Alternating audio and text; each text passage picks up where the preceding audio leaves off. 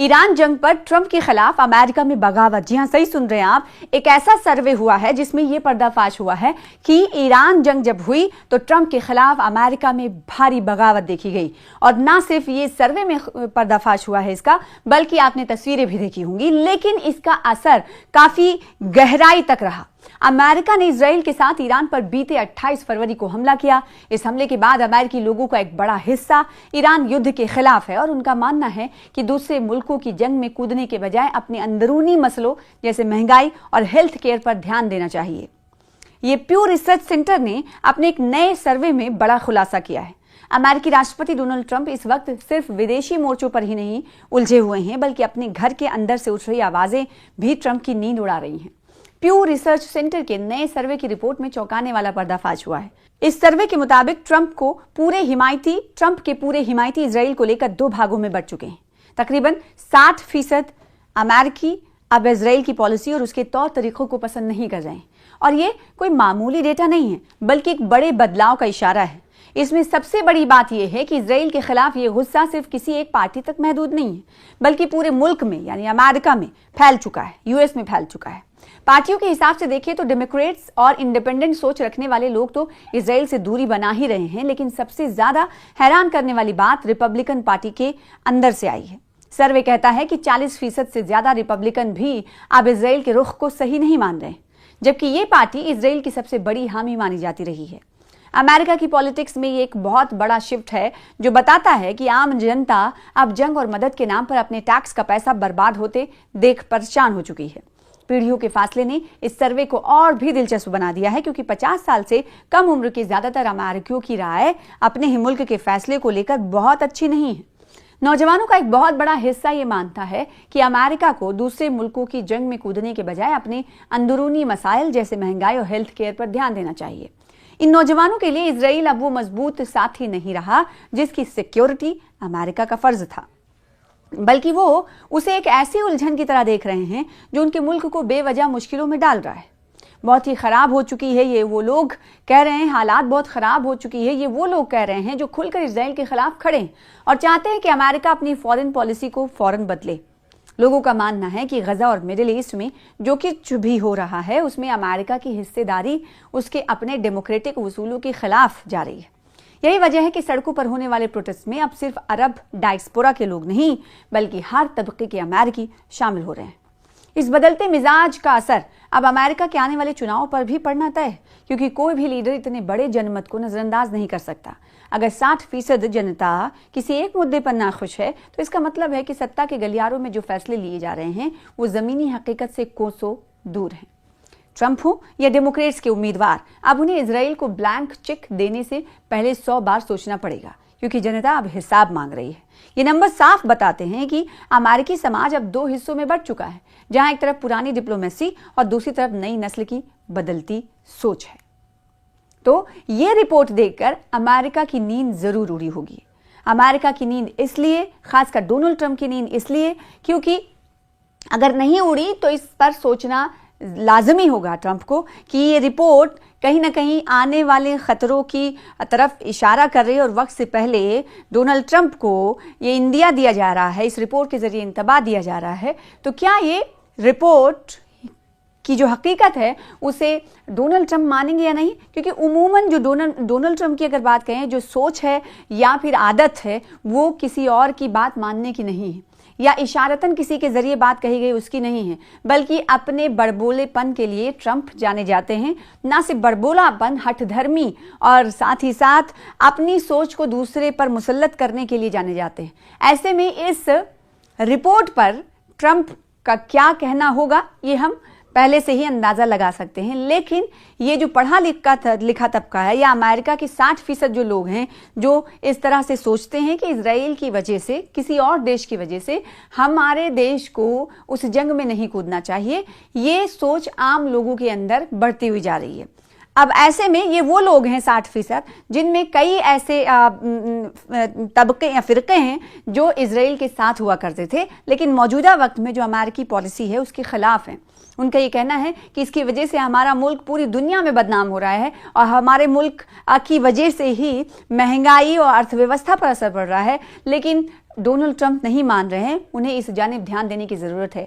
अब सवाल ये उठता है कि जब ईरान और अमेरिका के बीच जंग चल रही थी तो अमेरिका के तकरीबन 60,000 लोग, बताया जा रहा है 60 लाख लोग, माफ कीजिएगा 60 लाख लोग अलग अलग शहरों में सड़कों पर उतरकर डोनाल्ड ट्रंप के खिलाफ एहतजाज कर रहे थे। एहतजाज इसलिए कर रहे थे, वो कह रहे थे कि डोनाल्ड ट्रंप की जो पॉलिसी है, युद्ध पॉलिसी है, वो उसे नहीं पसंद कर रहे हैं, क्योंकि बेवजह जंग और बेवजह सिर्फ और सिर्फ इसराइल के कहने पर जंग में कूद जाना किसी तरह की बहादुरी नहीं है। उनका ये कहना, सबसे बड़ा प्रोटेस्ट आपने देखा होगा उस वक्त की तस्वीरें, मिनापोलिस, अमेरिका यूएस का एक शहर है, वहां पर बहुत भयंकर तरीके से लोग और बड़ी तादाद में लोग सड़कों पर उतरे थे। सड़कों पर उतरकर नो किंग्स करके प्रोटेस्ट किया गया था कि उन्हें तानाशाह नहीं चाहिए, तानाशाही नहीं चलेगी, और किस तरह से गो बैक ट्रंप के नारे लगाए गए थे। ना सिर्फ नारे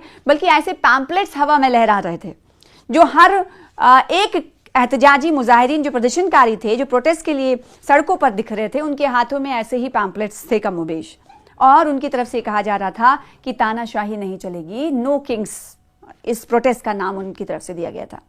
अब सवाल ये उठता है कि इतने भारी मात्रा में लोगों के एहतजाज करने पर भी ट्रंप की तरफ से कुछ इस मसले पर नहीं सोचा गया, तो क्या इस रिपोर्ट में जो पर्दाफाश हुआ है, जो पढ़ा लिखा तबका है, या फिर ये कहें इंटेलिजेंस की बात कर लें अमेरिकी, क्या वो इस रिपोर्ट पर ध्यान देगा? अगर ध्यान देगा तो क्या डोनाल्ड ट्रंप को इस रिपोर्ट को पढ़ने के बाद कुछ फैसले में तब्दीली लेने का मन वो बनाएंगे?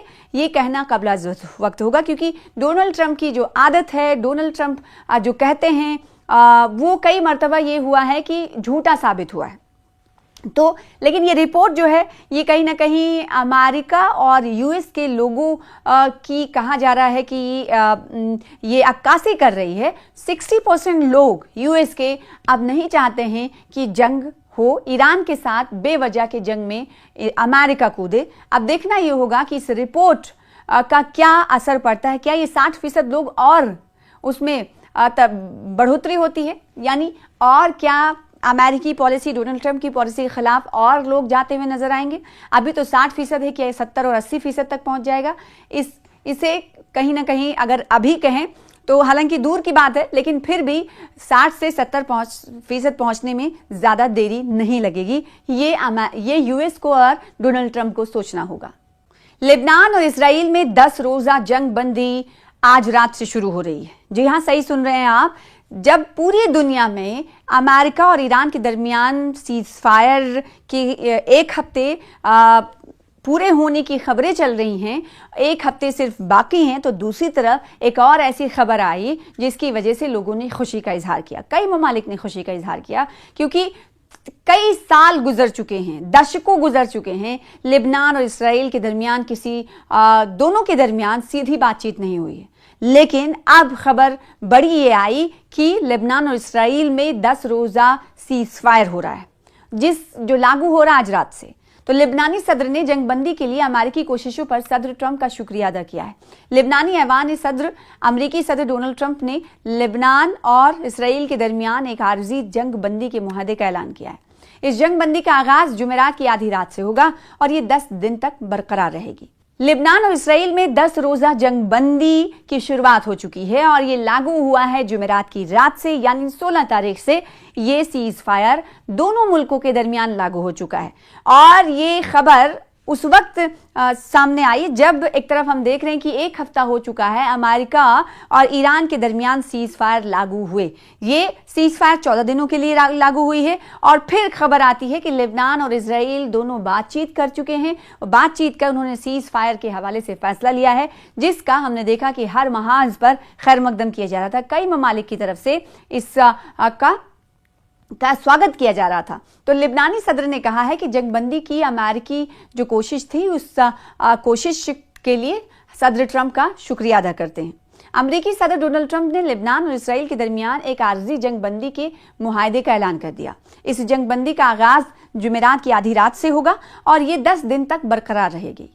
ये ऐलान उन्होंने लेबनानी सदर जोसेफ ओन और इजरायली वजीर आजम बेंजामिन नेतन्याहू से राबतों की बात किया।